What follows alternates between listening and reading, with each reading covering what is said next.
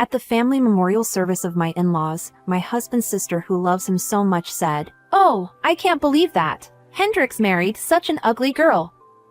I hate it. She insults me every time we meet." When she saw this, my mother-in-law chimed in instead of stopping her. "Ha ha ha. You're a bit too honest." My grandmother-in-law, who had been silent until then, asked, "Who are you saying that to?" A surprising reprimand was delivered. "I am Azalea Turner and I'm 30 years old. I'm just an ordinary person who can be found anywhere. I'm not particularly good-looking, and I don't have any outstanding talents. After graduating from college, I joined an insurance company, leading a mediocre and uneventful employee life. I quit my job when I got married, and I'm working part-time now. I'm still living an ordinary life. My husband, Hendrix, who is 2 years younger than me, is an office worker at a regular company. We met when I was still working at the insurance company. One evening, while having drinks at a bar with some friends from my school days after work, my husband and his colleagues happened to come to the same bar. They were junior employees from the company where one of my friends worked, so we decided to drink together.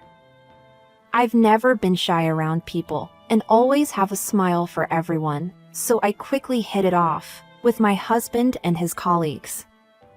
My only strength is this smile and my friendly personality. I felt a similar wavelength with my husband, who was also cheerful and friendly, and our conversation was lively. I thought it would be wonderful to be in a relationship with someone like him with whom I get along so well. But I probably wouldn't even be noticed, since I'm older and chubby, let alone dating someone as fantastic as him is just a far-fetched dream, and it's absolutely impossible. Since I rarely even have a chance to talk to someone like him, I should consider it a win just to have met and had a conversation with him today. However, a few days later, I received a message from my friend. "Hendrix seems to like you." I became from his drinking buddy to his girlfriend, and we got married 3 years ago. Now we live in a rental apartment and are working hard to save money for our future home. Even after we got married, my husband remained gentle and kind, always providing laughter and creating a harmonious atmosphere. This personality seems to be something he inherited from his father, who passed away just before my husband started working. I also have a similar personality, so our married life was filled with kindness and smiles every day. Every now and then, without any particular reason, we'd mutter how lucky we were to have found each other, and we'd look at each other and say, "I'm so happy." We were truly leading a peaceful life. However, my husband's sister and mother had completely opposite personalities. According to them, they are refreshingly straightforward, but it's just that they are insensitive. They mistakenly think that saying whatever they want is being straightforward. I found these two, who had no reservations, incredibly difficult to get along with. Since my in-laws' house is about an hour's drive from our home, I usually didn't have to see them very often, which was a relief. But when we visited for family events, I couldn't avoid them. They'd make fun of my appearance and put me through some truly unpleasant experiences. At times, my husband would step in, but these two never seemed to listen to anyone. They would mock me to my face, regardless of who was around. My husband's grandmother also lives with them in my in-laws' house. She's the complete opposite of my mother-in-law and sister-in-law, extremely quiet and unsociable. Unlike them, she doesn't say anything particularly negative about me, but I couldn't tell whether she liked me or not, or what she was thinking. She just looked at me with cold eyes, so I found her difficult to handle as well. One day, I received a call from my mother-in-law telling me that my father-in-law's 7th memorial service was approaching, and I was asked to come to the family home early in the morning. As the eldest son's wife, I was always expected to go to my in-laws' house in the morning to help with the memorial service preparations. Just the thought of facing those thoughtless words from my mother-in-law and sister-in-law, as well as my grandmother-in-law's icy gaze, weighed heavily on me. My husband is considerate of me and says that he can go to the memorial service by himself, but I have no idea what they might say to me in the future if I didn't go.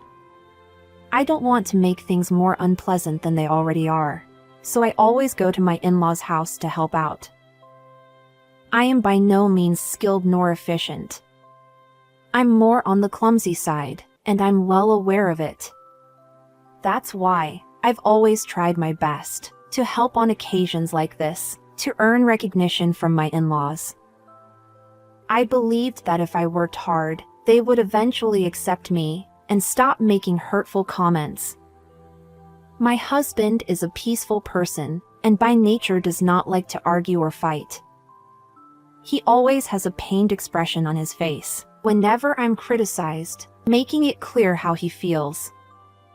I don't want to add to his worries, so I'm determined to be accepted as the eldest son's wife as soon as possible.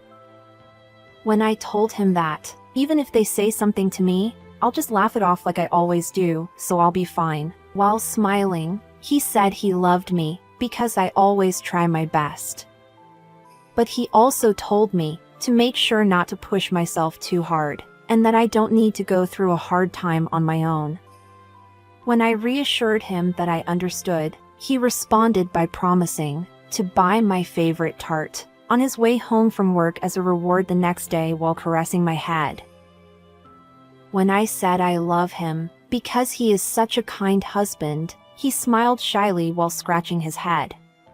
On the day of the memorial service, my husband and I arrived early at my in-laws' house. My husband's grandmother was waiting us at the front door.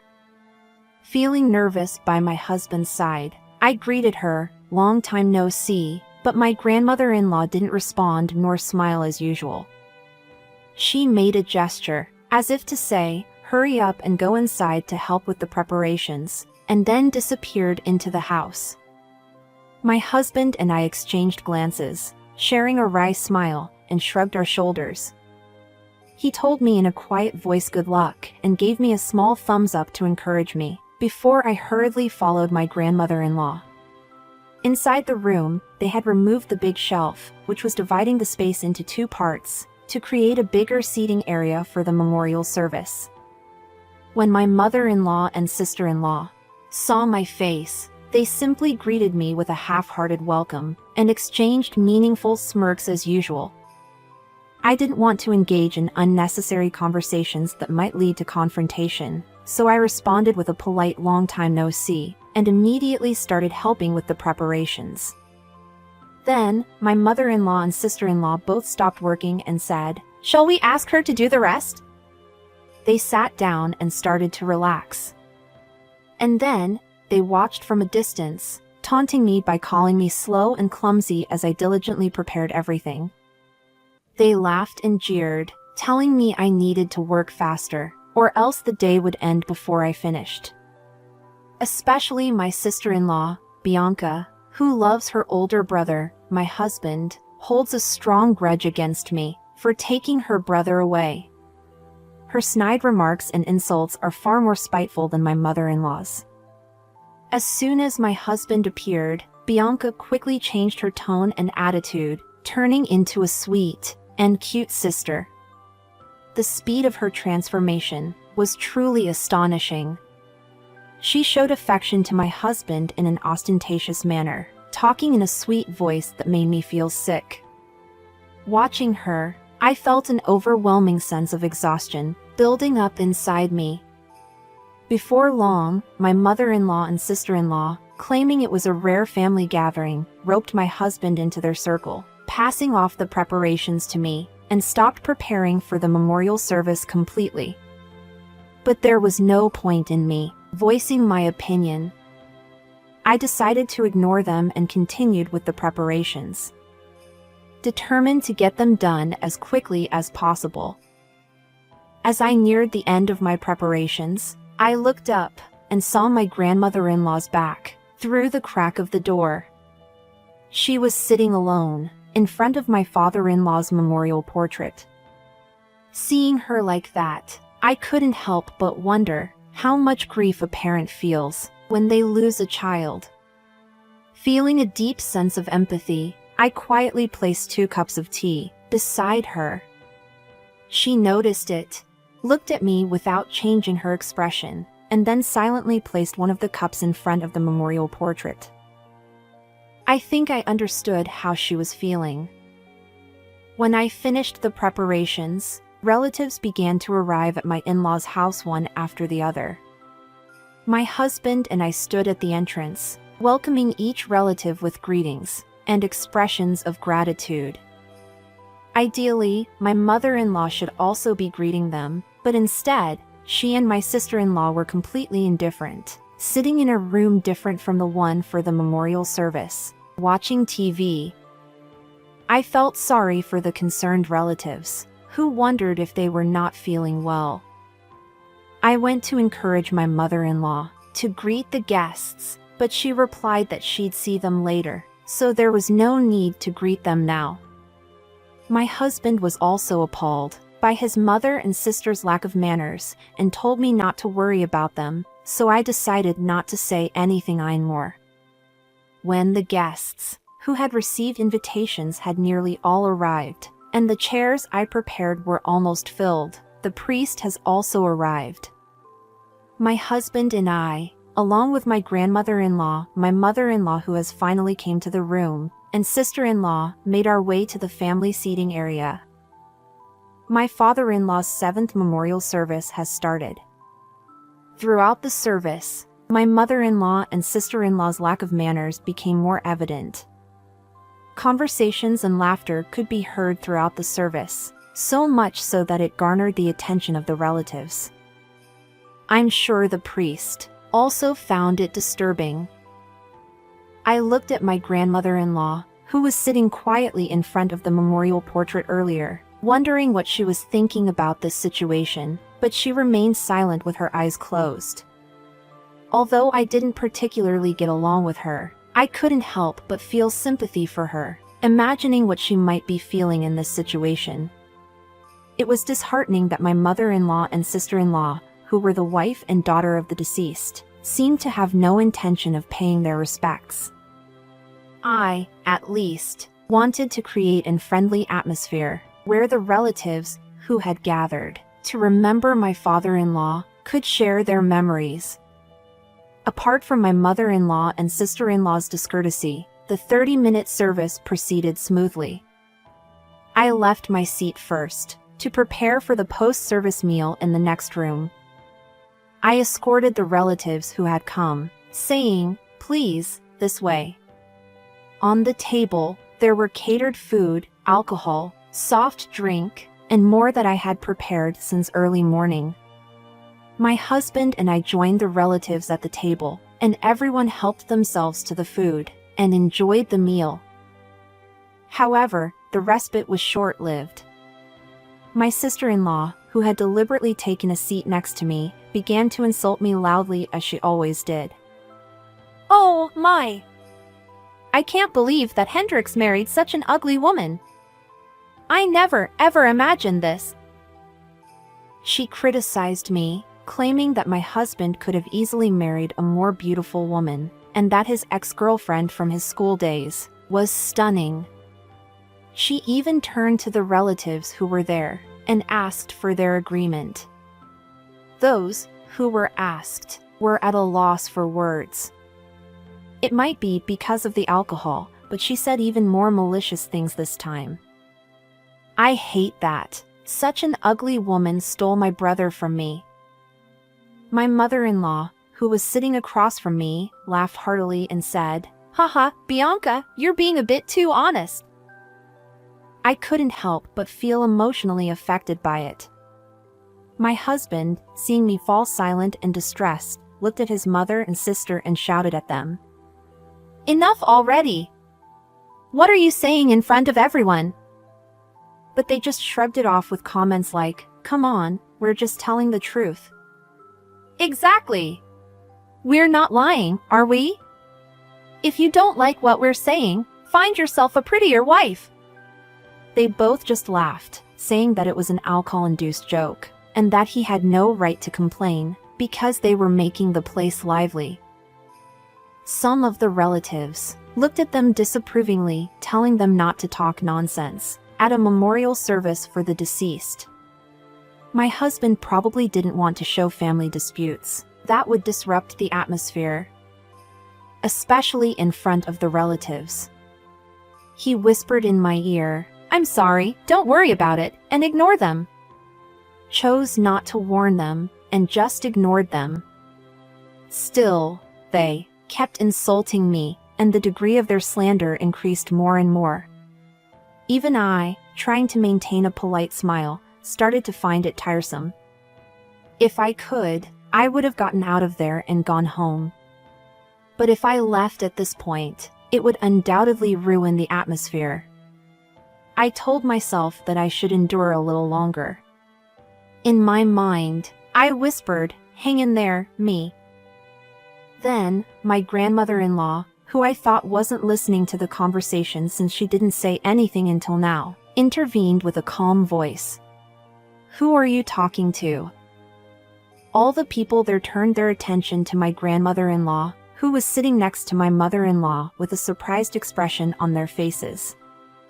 My grandmother-in-law, who is always expressionless, looked stern. I think it was the first time I heard her speak. I was sure that she was quite angry because her daughter-in-law and granddaughter were about to ruin her own son's memorial service. Everyone there may have felt that way. The room fell silent for a moment when my grandmother-in-law spoke. My husband was confused by her behavior and asked her if he was being scolded for shouting at his own parent. I shouted, "Because they've treated Azalea so terribly." When he said that, she replied, "That's not it." She turned towards my mother-in-law and sister-in-law and said, "I was talking to you." She told them that there is not a single thing that my mother-in-law and sister-in-law, who did nothing for my father-in-law's memorial service, can say. She seemed to have been watching me, who had never met my father-in-law, nor was related to him by blood, diligently preparing for his memorial service by myself. My sister-in-law and mother-in-law were furious with their faces turning red. "You can't be serious! Grandma, isn't that too harsh? I just told the truth." "Exactly. Besides, she's our eldest son's wife. Taking care of the matters of her husband's family is just expected, isn't it?" They snapped back at my grandmother-in-law. "You're my daughter-in-law. And you're the wife of the deceased. Bianca, you have an ugly heart. How can you say such cruel words?" Hearing the truth, they couldn't say anything anymore. Since I never thought that my grandmother-in-law would defend me, I was surprised, to be honest. We had never exchanged a word up until now. My grandmother-in-law started speaking quietly while the room was still silent, saying that it was a good opportunity. She explained that my mother-in-law's peculiar character hadn't changed at all since she married into the family, which naturally caused friction with her.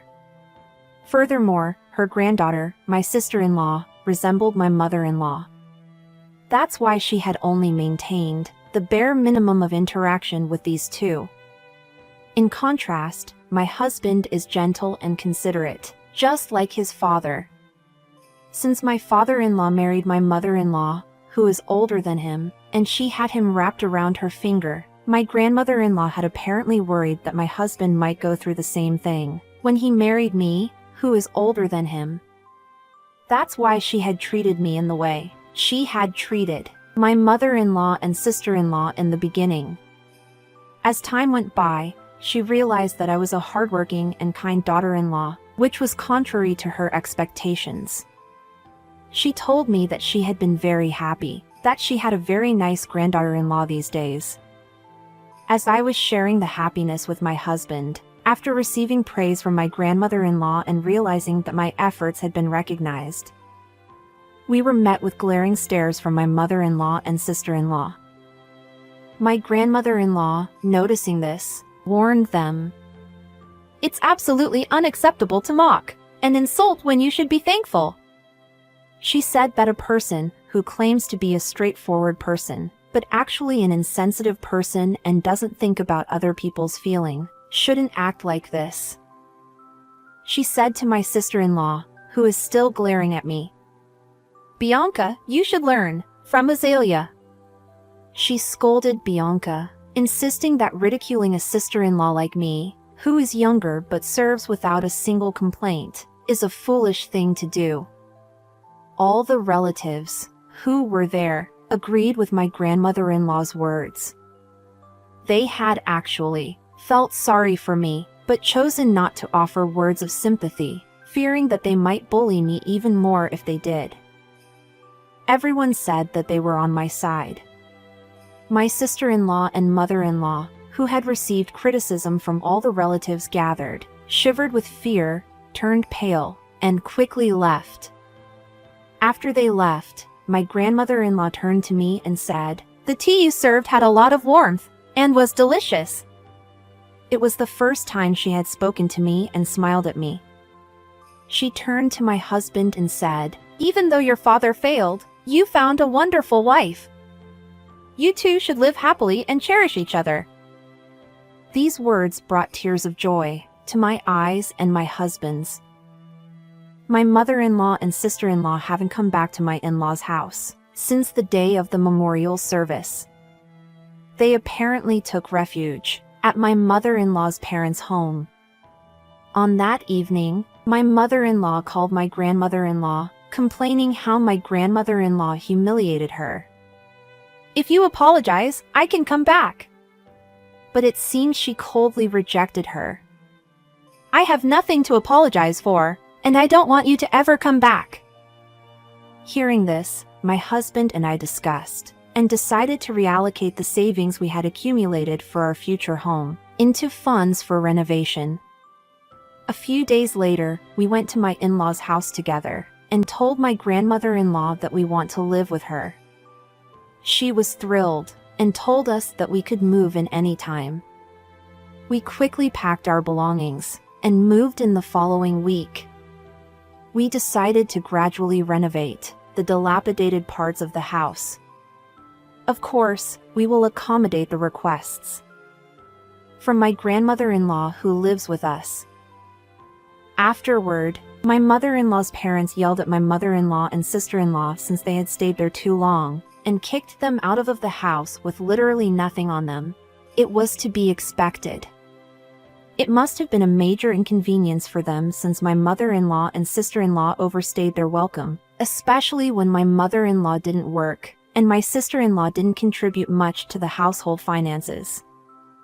They are now living in a run-down apartment.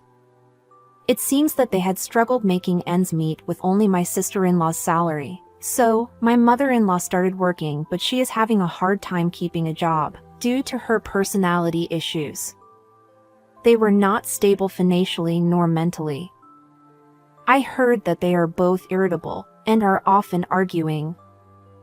On the other hand, since we moved to my in-laws' house, my husband's commute has become longer, but we're living peacefully with my grandmother-in-law. Currently, the biggest dream and goal for us as a couple is for my grandmother-in-law to hold our child while she's still healthy. I decided to work again until that day comes, and I got a part-time job at a nearby supermarket. This time, we are going to save money for our future child's education. When I finish work today, I think I'll make some delicious tea for my grandmother-in-law.